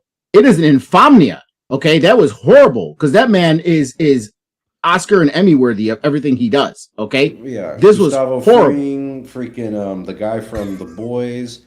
Yeah, like it. But here's the thing: people have said Just season one, he was so imposing in season one with just a battalion of stormtroopers, right, and some weapons, and he was like the scariest dude I had seen in a long time. you have something I want. Well, and then at the very end, yeah. he pulls out the Darksaber, and you're like, "Oh, this guy's Oh, big shit, deal. it's even This guy's worse. in business."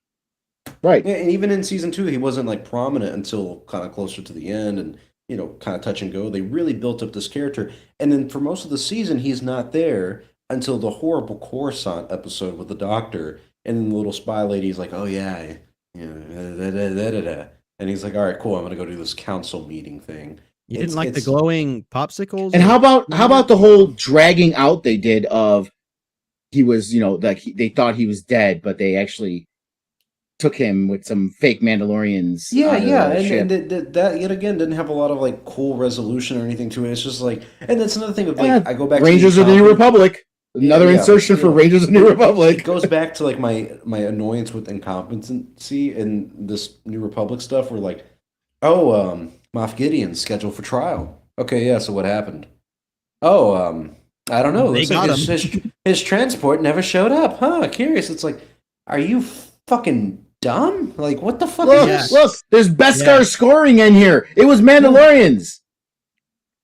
And that also didn't feel like it had a lot of resolution. I know it was the stormtroopers who had Beskar armor on and everything, but that also was kind of like, oh, so like there's evil Mandalorians who work for the Empire? Oh no, it's just you guys stole the armor. Okay, well, not that. Oh, not that like that's a surprise because that's what they did in fucking Clone Wars. Well, I mean, it wasn't the I remember- Empire, yeah, but I mean, they were working for the Sith Lord. They're working for Maul. They were working for. I mean, they were still doing shit. It was not Yeah. like. I don't know. I It's remember just, there was a time that I was going to buy one of those NeoPixel ultra realistic Darksabers. It cost me like $400 or something stupid like that. And Yeah, but you got Yeah, the I other have- replica. And it looked good. I have no wish to buy one of those after season 3, and that Yeah. says a lot. But That- didn't you that's get that true. one? I You didn't showed us know that that. one. Didn't you get that one Oh, I've like a got lamp a- or something? Or Oh shit! yeah, that thing. All right, my bad. It's just a toy. It's Yeah. both of them are a toy, but yeah, it sucks. Don't buy it. You know, as much as I think the Darksaber was cool and I love the way it looked, for replica wise, I don't think it's necessary. Like I've found they it's a make them sword, now. right? It's a They sword that they glows, make 'em right? now It's not like a where the lightsaber. blade legitimately looks good. They make them now, and they do some really cool stuff with it. Yeah, I don't know. It's just never even as cool as it looked. in shows, it was never something I wanted a replica of for some reason. I'll As send like- you a Yeah, I video can if you understand want. that. I mean, obviously, it's not going to change your mind, but there's some really, really good looking NeoPixel. Yeah, I'm sure there's some ones, but again, it's just They actually have the blade look like the Darksaber blade, and I know, but I know I get. remember the black part of the blade is black light. That's the whole thing, and I don't care what they do with Yeah. it. That's impossible. It's still going to be something covering light. It's not going to be a Yes. black light. I know. Okay. The NeoPixel lightsabers aren't a real plasma blade. No, but at least the whole blade is light. I know. I'm just saying. All right. There's some things in this real world we can't just Right. do. The only plastic on the blade is opaque that light goes through. Okay, I So- get what you're saying. Okay. And whatever. Yeah. That's all I'll say is whatever. I'll invent a black plasma blade for you, Lunga. I'm going to invent black light. I'm going to figure it out. Yeah. Just I know black light's already a thing. You can, go to your hotel, Yeah. turn the black light on, see what you want to see. Unfortunately, a black light really isn't black light. Yeah. It shows you a lot of white shit you don't want to see. Exactly. There can be 3 possible things, and I want none of them. Don't want not part of any of them. All right, so looking forward, what's next? Season 4. I really feel like with this new season, I'm not that interested in the season 4. Let me ask you this, and I know it's kind of a stupid question because, of course, everyone's going to want to say, I want to see Din Djarin's story continue. But if they ended Mandalorian at season 3 and that whole series is kind of wrapped up, would you really be sad? I mean, it feels like a decent, because it ended on it wasn't that good of a season. It ended on such a decent note of like, oh, this is it. This is their life now. That it made me go, what more can you say with this series? It seems like they don't have anything else to say. So I feel like with the ending of season 3, okay, it's over. We'll move on with another story. Yes, Din Djarin's going to fight Thrawn and all that stuff, but it just feels like this story has kind of reached a conclusion that wasn't all that satisfying, but doesn't really feel like it merits more. Do you guys agree with that sentiment? Yes, to an extent. Season 3 ended well enough for me that Din's major arc is done, right? There's really not much else to tell. What can you say? Now, that doesn't mean we're done with Din, right? Like you said, he can be in movies, he can be in other shows as a character. Yeah, keep using him. You know what I mean? Of course. But as the main character of a show, not necessarily. I think the natural evolution of this is a show called The Mandalorians, which follows Bo-Katan and the Mandalorians. Okay, that is the natural evolution of where we went at the end of season 3. There's one hiccup. Because listen, as much as this was really nothing more than a fabulous marketing ploy that worked so well, as you can see, this little fucking guy is interesting. Okay? He is. He is interesting. And he is, because he is Din's son, that involves Din. And I want to see him grow. And I want to see him actually progress to the point where he's talking and see how he talks. Okay? And since he's not with Luke and learning to be a Jedi, you can't have a spin-off with him learning to be a Jedi. He has to be with Din, learning to be a Mandalorian. Which means it can be confusing. Because if they do something like, say, make a show called The Mandalorians and mostly follows Bo-Katan and what the people are doing, Din could be a part of it. But then people will really say, well, we want more Din, but this has nothing to do with him. He's just a bit player. You know what I mean? So how do you reconcile this other than just making a Mando season? Well, you don't make a Mando season and then have the Mando step to the Yeah, side. but what do you do with him? But what do you do with him? I don't know, man. I don't know. I'll tell you what you do with them. All right, hear me out. Okay, here's what you do. Here's solves all these issues. All right, all of our issues we have. Okay, get that little nasty thing away from me. Let me speak. All right, He's here's kinda what you do. Here's what you do. Din Djarin keeps the Darksaber, right? He wants to learn with the Darksaber. Him and Grogu come into an agreement. They go to Luke Skywalker. Luke Skywalker agrees to train Grogu and Din Djarin can stay there, right? So he doesn't have to miss him because they're going to be chilling on Navarro anyways. Din Djarin also learns some ways with the Darksaber from Luke freaking Skywalker. There you go. You end the story of the Mandalorian. You come back and Dave He Filoni's said Dark he Empire. didn't want to be a Jedi. The Darksaber's destroyed. We don't know if he wants to. Yes, we do. Darksaber's He literally made the choice. What do you mean we don't know? Look, He you don't have to like it. Be away from his But Luke father. Skywalker said you had to make a choice, and he made his motherfucking choice. He made the He choice. said that in the next wing to be a Mandalorian. Luke's He not, made the Luke's not choice going to based take on him getting back back to to Din train Djarin. again. Luke's not gonna take him back. Luke's not going to be like, oh, well, you have these attachment issues, but, I've never heard of that. Big And did he? Come on in. I had to look at it again. But didn't he say something along the lines of "There's no turning back"? Whatever choice you make, that's your choice. Yes. Yeah, which yeah. is Luke say, right? Because It's Darth not- Vader, it's who turned to not- the dark side, where there should have been no turning back, allowed him to turn back, right, and forgave him. But Okay, what do I that's know not about the Luke kind of choice we're Skywalker? talking about This here. is not the dark side. Come on, All right. this is not the kind of choice we're talking about. This is Grogu. I find picking it between stupid, his okay? mom and his dad. Being like, Now, who to do you be wanna stay with fair, over the summer. Luke did the same thing. He told Yoda, "I have to leave," and Yoda goes, "If you leave now, you're done." And he's like, "Well, I have to save my friends." Still different However, circumstances. However, the entire time, Luke never said he didn't want to be a Jedi. He just when had did, to take Grogu care of can't his business. speak. So when did Grogu say that I don't want to be a Jedi? And don't tell me it's because he wanted to get back with Din. Because the way Stop I saying think Luke can't speak. is he- Luke understood everything he was saying. yeah, freaking AI CGI Luke. I understood it. And the reason he made that choice is because he wanted to be back with Din more than anything, and he would be willing to risk. He would rather be with Din than be a Jedi. So he's not going to be a Jedi. And that's why I think it would have been great if Din Djarin goes and learns the ways of the Darksaber and trains with Luke, while Grogu also trains with Luke. It solves both. Why would Why? Luke train Hold on. Din? Hold on. Why would First Din- of all, the legends of the Darksaber are not Jedi legends, even though they stole it back. It is a Mandalorian fucking thing. It was created by Tar Vizsla, okay? It is not a Jedi weapon. It is a Mandalorian Wasn't the whole point Jedi of who made season it, 3? and it was their weapon. And then the Jedi Yeah, just okay. fucking went in, yanked it, and stole it. But Tar Okay? Vizsla was my point. a Jedi Knight. They're making Tar it seem Vizsla was trained appear. as a Jedi. Yeah, but he did Yeah. not. He did not serve at the council. He did not. He led Mandalore. He was a Mandalorian who happened to be a Jedi Knight. This season made it very clear that they are changing what the Darksaber means, right? Whether in story or just on writing. They made it clear that this Darksaber doesn't mean anything because it's as easy as just handing it over based on some stupid reason, right? So there's no reason why Din Djarin couldn't just have kept it. If the Mandalorians are in agreement that, okay, you know what? This is meaningless. They broke it. Why? Why does he have to train with Luke when obviously Bo-Katan wields this thing like a fucking master? Because what are Mandalorians? Masters of all weapons. The quote unquote arc is that they're swaying and relying too heavily on this metaphorical weapon.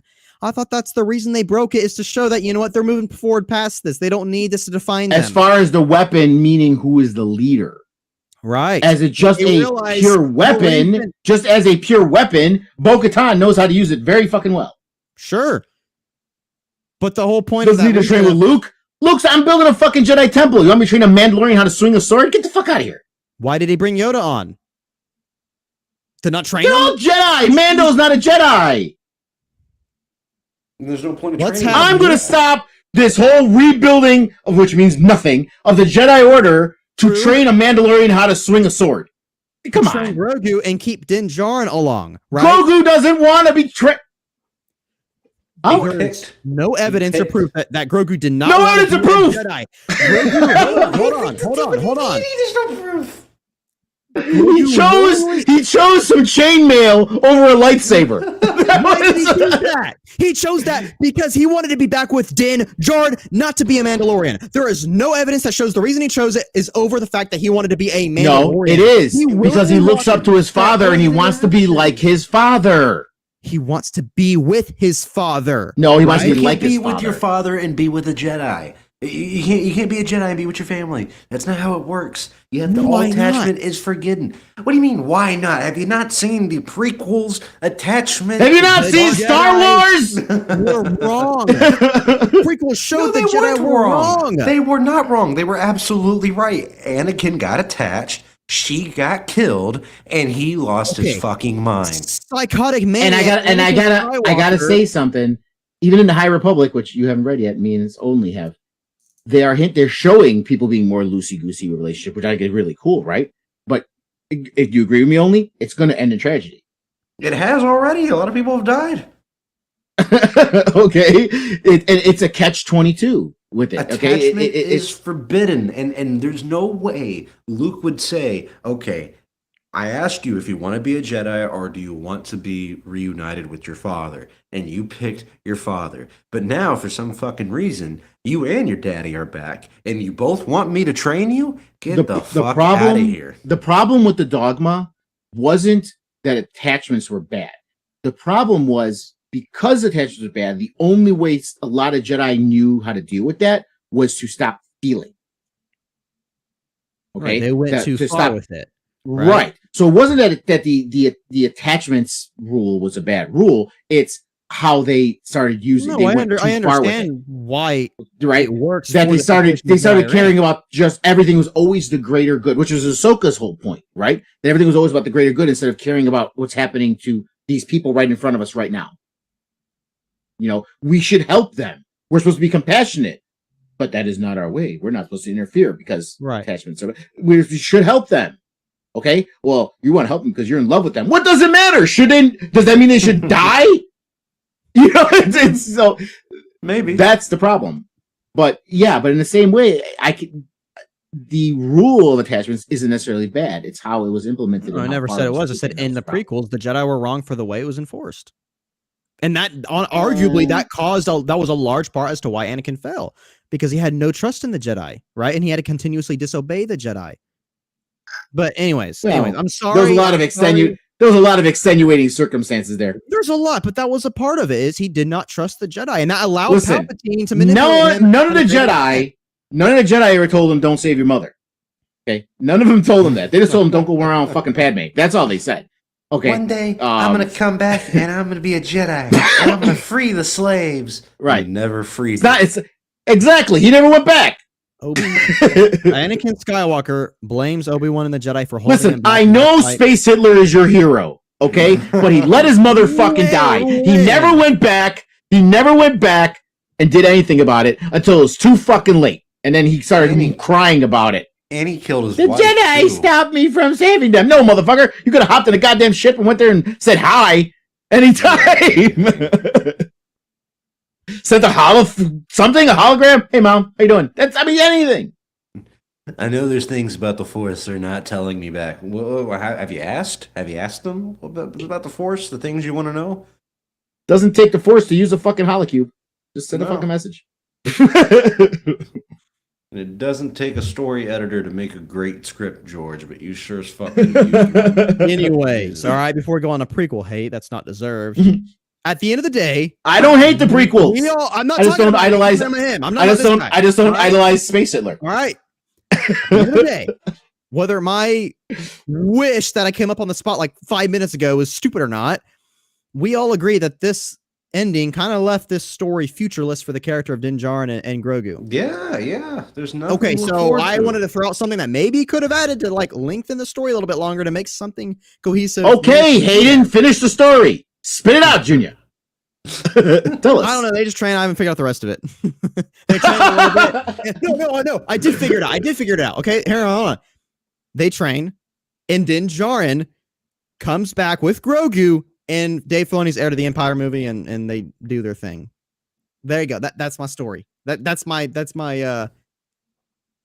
Well, you're Kathleen further Kennedy thought ahead than fucking. That's great. It's gonna be great. That's gonna be great. It's gonna be great. I've learned from the best. All right.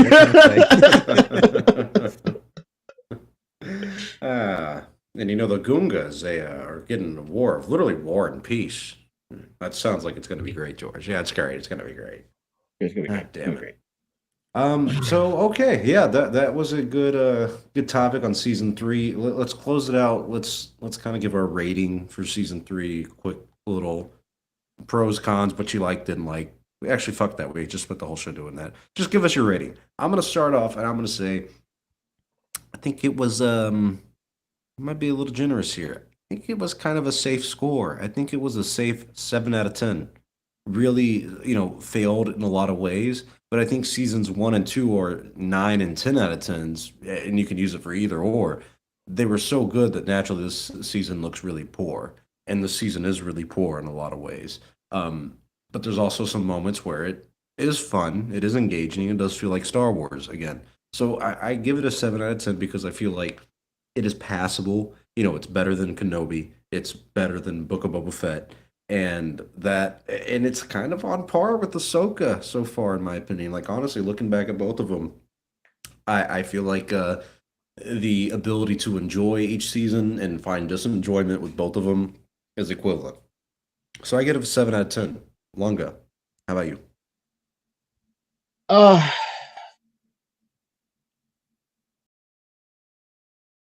I think this is the first time I'm gonna be lower than you. Maybe. Yeah, I would say it's. I want to say a 5.5, but the Katie Sackhoff's acting and some of the stuff we saw is will bring it up to at least 6. 6 out of 10. Yeah. This is the first time I think in history where I'm lower than all of you guys. This show made mistake after mistake after mistake with everything. Sure, there was some interesting ideas the show brought up, but that doesn't matter if they're not fulfilled in a proper way or taken anywhere for that matter. I think I'm going to give this a 3.5 or maybe a 4 out of 10. Oh, get the fuck out of 4 out of here. 10 on a good day. You think that's bad? You're lucky Goldman's not here. I guarantee you he would have gave it a 1. No, Goldman would have gave it a Goldman 1. I think he has said nothing but 3. hate I think he for said a it, long but- time ago 3. I remember that number. That's Did he say crazy. Maybe a 3? 1. Maybe, yeah. Then he would have then he would have retconned it to a 2 if you said 3. Yeah, right. He would have He to wanted be to one up me. No, I stand by what I say. I gave this a 3, maybe a 4 out of 10. This story, I believe you. This story was bad. It was a very terribly written show from start to finish. Right? They started some stuff that you can say is interesting, but that doesn't grant it any points if it doesn't go anywhere, is fulfilled properly, right? And so 4 out of 10, 4 out of 10. I don't care at this point. It sucked. I really disliked it. I mean, I really wanted to like it. But they're just nothing worked for me besides but a couple if you're things. giving this a 3 or a 4 out of 10, that means Kenobi and Book of Boba need to be like at a 1 or 2 for you. Book of Boba stays at a 4 out of 10. Kenobi, I'd give a 5 out of 10 because I did think. Wait a minute. You are really putting season 3 lower than Book of Boba?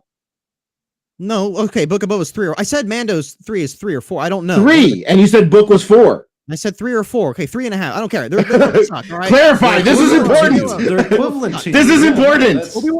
Obi-Wan Kenobi at the very, very least had some resolution of the conflict and the emotional conflicts that were present within the story. At the very least, they did that well. No, Okay, not wait, at none all. of it. That's the same shit we've already known before. That show added nothing. That show did nothing. I Because liked we it. knew Shut what up. You're wrong. happened. I liked it. No, it is the most fan service thing. What are you? I mean, but what are you going to say? What is the story of Obi-Wan's Kenobi exile on Tatooine going to add other than emotion? That's all it's going to add. That's all it was ever intended to add. No, What do you it's mean? not adding emotion. He is saying emotional resolution between these characters that we that now was had in the show, right? He No, it was starts not off by- emotional resolution for either of them. It was the was. same thing. It was the same thing in the episode 3, and it's the same thing in episode 4. It's just No. continuation. Hold on. I will argue with this. In New Hope, Old Man Kenobi, you see he's at peace with what happened, right? He was still upset. He still wanted to fix it, right, through Luke, because he knew that he was the one that was going to fix this. But he was at peace with his role in it. Okay, and the way we left off in with Kenobi, and the way we saw him in New Hope, a lot had to have happened other than just thinking about it for 20 years.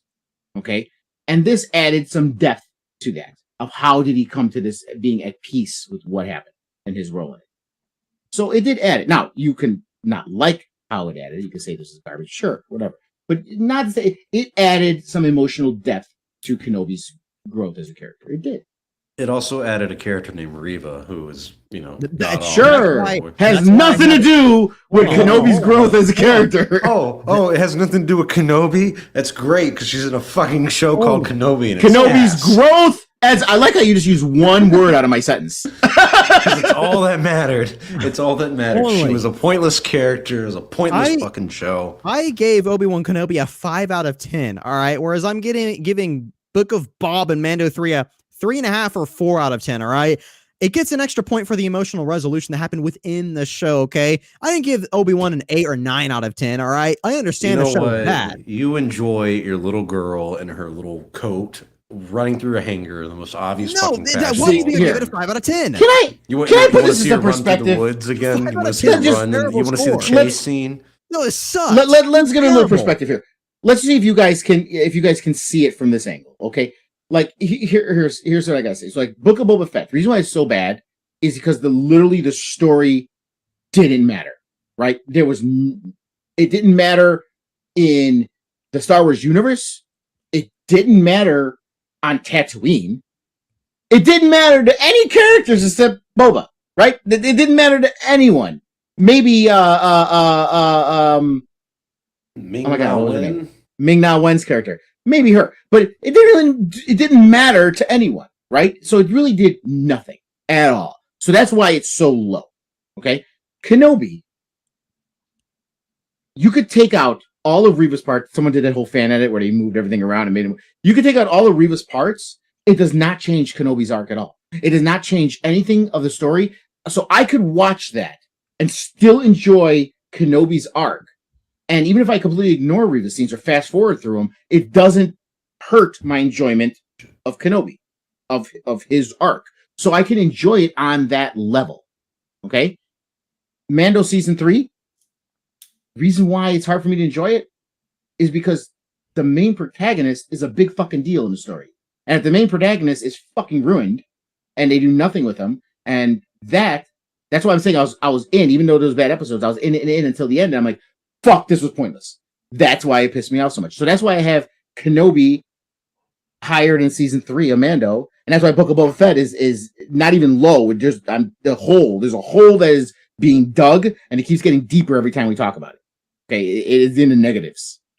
So, I mean, you couldn't enjoy Kenobi just for Kenobi's arc only? No, nothing about that show. There's not a single fiber in my body that goes, you know what I want to do tonight? Let me put on some Kenobi. I've watched a lot of Star Wars recently. I've been getting back into it. I even watched The Last Jedi and The Rise of Skywalker. And I'm also more firm to my belief in how bad those movies are, because there's times where I'm watching any kind of content you see, movies, TV shows, and you watch and you go, how on earth could anyone see this scene, this one little 2-minute scene, and go, I like that. And that's how I felt during Last Jedi, Rise of Skywalker. And that's kind of how I feel about Kenobi, where there's a lot of stuff where I watch and I'm like, I don't ever want to see this again. I can go my whole life with never seeing it and be fine. I told you I don't rewatch shows, right? But I rewatch movies, right? I have rewatched I've rewatched Rise of Skywalker, believe it or not. I've watched it maybe twice. I saw Last Jedi in theaters, and I've tried rewatching it on multiple occasions. I cannot get past the first half hour, 45 minutes. I'm done. I stop. I have only watched that movie through once. And every time I tried to watch it, I could not fucking get through it. Yeah, no, it's really, really horrible. Don't even compare it to fucking Kenobi. I hope Don't even compare it to Kenobi. That's fair. That's fair. Well, before we go on a 2-hour rant about these goddamn sequels that Palpatine's love so much, do you think we should wrap up Where's the stream? Goldman when I need him? Yeah, you need him in where this he one. belongs, elsewhere. No, so next week, I think we're going to do an episode on Andor and kind of give a series review on the entire Andor series and our thoughts on that. And that's a very short time frame for me because I've never gotten past episode 4 or 5 of Andor, so I really got to watch that entire series now, start to finish. And, I might start tonight. I might start right after we get off this, so. You should. Oh, I do want to I know this is very self-serving, but I do want to answer this. Lunga, you need to watch it all the way through. I did at the theater. I did see the movie all the way through. I'm talking about rewatching. I can't rewatch it. Guys, I cannot get through it. Don't worry. One day, okay. One day we're gonna have a big writing film. It is okay. I just hate women. That's all. One day this What do they podcast call is it? gonna be huge. Whatever We're gonna have a lot of Patreons and everything, and we're gonna have watch parties with you guys. And one day, one of those watch parties is gonna be all four of us watch The Last Jedi with you guys, and then Longo will watch the whole thing through. Not because he's watching, but because he's talking shit about it so much, yelling in the background. No, we're gonna watch it, and I'm just gonna be sitting here saying, I'm on. I'm just not on cam, guys. I'm not feeling so good today. But I'm watching a movie. I promise. And you'll just hear me in the background, and then she kisses him? What the fuck? Like, I fucking hate that goddamn movie. And then you're like, what do you think about that, Lunga? And you hear nothing. And then you hear me. What? Wait, hold on, I'm coming. Wait, what was that? What? Hang on, I'm coming. Let me flush the toilet real quick. Let me wash my hands. Oh, great. So, yeah, tune in next Wednesday night. We're going to cover Andor. If you guys are watching on my channel, the Star Wars Only channel, and there's very few of you who are watching it on the channel now, which is good. Please subscribe to the Chatooine show, the official YouTube channel. Almost at 500. Yeah. We're almost there. I mean, so close. Spitting range. And leave a like on the stream if you guys have been watching. Thank you guys for watching all the way through. Give us some thoughts and ideas on what you guys want us to cover in the future. And next week, Andor Season 1. Tune in next time on Chatooine. May the Force be with you, and always. Wow.